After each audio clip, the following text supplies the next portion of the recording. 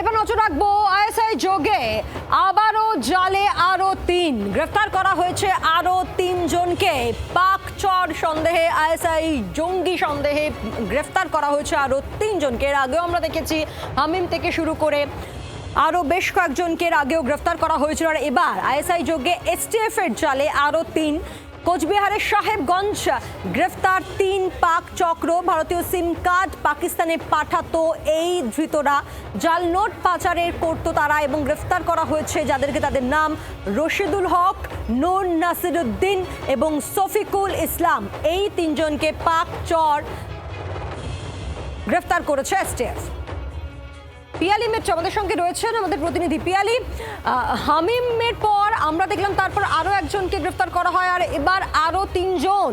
এদের মূল দায়িত্ব কি ছিল, কি জানা যাচ্ছে? দেখো, যেটা উঠে আসছে, এই ৩ জন তারা হচ্ছে স্মাগলিং র্যাকেটের সঙ্গে যুক্ত ছিল, গরু পাচার। এবং সেই গরু পাচারের সূত্রে বাংলাদেশের একজন আকবর ওরফে সম্রাট, তার সঙ্গে যোগাযোগ হয়। সেই ব্যক্তি এদেরকে মূলত সিম স্মাগলিং এর ক্ষেত্রে কাজে লাগাচ্ছিল এবং এরা এখান থেকে একাধিক ভারতীয় সিম সেটা এখান থেকে বাংলাদেশে পাঠিয়েছে এবং যেটা পরবর্তী সময় পাকিস্তানে পৌঁছে গেছে বলে তদন্তকারী অফিসাররা জানতে পেরেছে।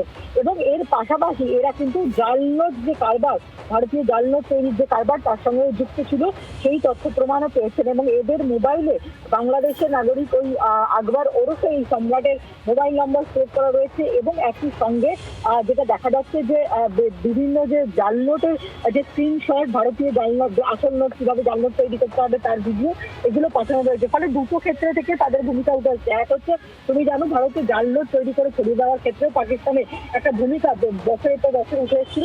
সেই জাল নোট চক্রের সঙ্গে তাদের যোগাযোগ, তার পাশাপাশি ভারতীয় সিম কার্ড জোগাড় করে এরা বাংলাদেশে পাঠাতো, সেটা বাংলাদেশ থেকে পরবর্তী সময় পাকিস্তানের পাঞ্জাব প্রদেশে পৌঁছে যেত, যেটা আইএসআই এর যারা হ্যান্ডলাররা রয়েছে বা মাথারা রয়েছে তারা ব্যবহার করতে বলে জানা যাচ্ছে। ধন্যবাদ। এর আগে যেমনটা আপনাদেরকে বলেছিলাম যে এর আগে আমরা দেখি যে হামিমকে গ্রেফতার করা হয় পাক চর এবং রীতিমতো পাকিস্তানের সঙ্গে তার যোগাযোগ ছিল, পাক হ্যান্ডলারদের সঙ্গে তার যোগাযোগ ছিল, তাকে গ্রেফতার করা হয়। এবং তারপর দেখি আমরা যে সেই সিরিজ একের পর এক গ্রেফতারি, এরপর দেখি আমরা আরও একজনকে গ্রেফতার করা হয় রাজমিস্ত্রি হিসেবে। সে এখানে কাজ করছিল দিনের পর দিনে এবং এখানকার রেল স্টেশন থেকে শুরু করে সেনাবাহিনীর গতিবিধি সে পাকিস্তানে পাঠাচ্ছিল। আর এবার আরও জালে ৩ জন এবং তারাও আমাদের দেশের যে সিম কার্ড তা পাকিস্তানে সেটা সাপ্লাই করত।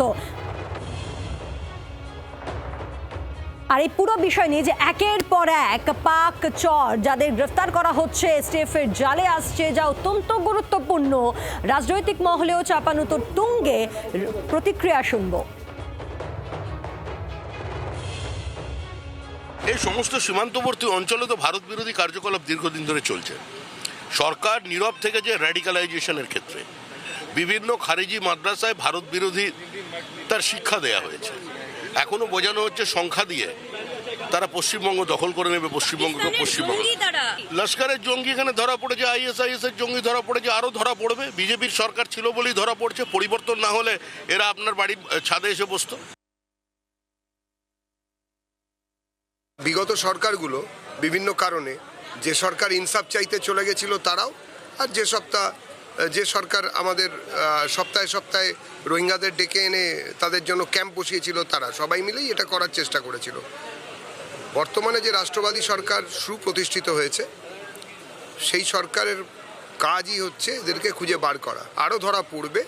যদি আজকে ধরে নিন অন্য বিজেপি ছাড়া অন্য সব এগিয়ে থাকা সরকাররা যদি থাকতো, তাহলে তো এই জঙ্গিরা বসিরহাটে কেন, আরও কলকাতাতে, শহর কলকাতায় যেখানে দাঁড়িয়ে আপনি কথা বলছি, ঠিক তার উল্টো দিকের বাড়ি থেকেই হয়তো হাত নেড়ে বলতো যে এখানে আছি, ভালো আছি, সেফ হেভেন, সেফ প্লেস।